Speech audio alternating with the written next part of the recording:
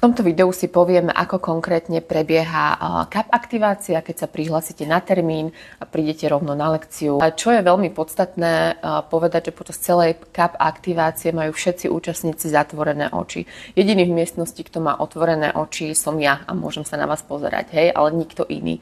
Takže to je jeden taký hlavný dôvod, že sa nemusíte obávať toho, že niekto bude analyzovať vaše emócie, bude analyzovať vaše pohyby, to sa určite nestane. Ďalšia podstatná záležitosť je tá, že počas celej aktivácie celú tú hodinku alebo 90 minút hrá hlasná hudba. Takto bola táto metóda vlastne vytvorená Venantom Wongom a takto je aj používaná. Hudba hrá dostatočne nahlas na to, aby vlastne nás aj viedla, ale zároveň, aby sa medzi sebou tí účastníci nejak nevyrušovali a nepočuli. Hej? Takže ak aj by sa stane, že plačete, tak tí ľudia, ktorí možno ležia okolo vás v nejakých vzdialenostiach, tak aj tak vlastne tým, že majú zavreté oči, tak nikdy nezistia, že kto presne plakal alebo kto mal nejaké ukážky emócií a podobne. Hej? Takže v tomto je to naozaj metóda taká, kde tam je každý sám za seba a každý má počas tej svojej hodinky ten svoj vlastný vnútorný svet a vlastný príbeh. Viem, že ľudia majú občas vtedy, keď idú do skupiny, aj obavy z toho, že budú musieť rozprávať alebo zdieľať pred všetkými a podobne.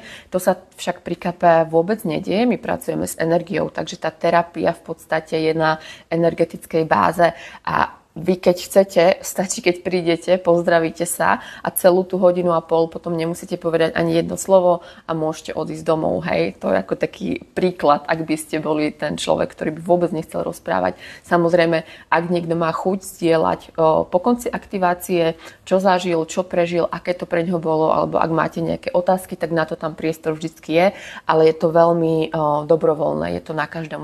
Ďalšia záležitosť, pred ktorou viem, že máte pomerne často obavy, je tá, že sa bojíte, že keď budete v skupine, takže ja z niekoho niečo energeticky vyťahnem a prenesiem to na vás, hej, nejakú negatívnu energiu alebo niečo podobné.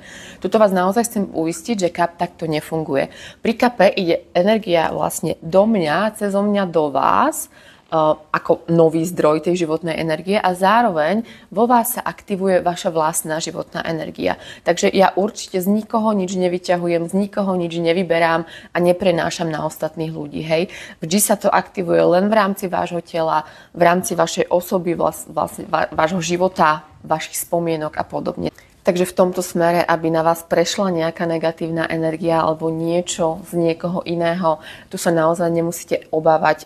KAP má systém, ktorý my vieme, ako máme vlastne pracovať s tou energiou ako facilitátori, takže tam sa nedejú takéto veci, aby to preskakovalo to niečo z niekoho na niekoho. A na záver by som povedala, že na KAP idú všetci s tým, že chcú zlepšiť svoj život, že chcú žiť kľudnejší, plnohodnotnejší život s väčšou autenticitou a podobne, hej, takže každý tam príde s niečím a v tom sme si tam všetci úplne rovní, hej.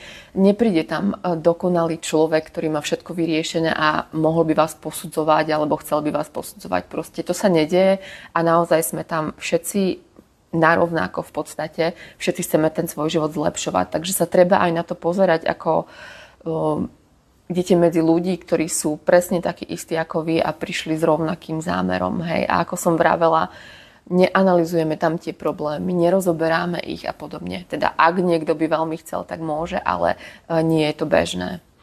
Takže takto. Ak by máte nejaké ďalšie otázky, kľudne mi napíšte, rada ich zodpoviem, možno aj formou takéhoto videa.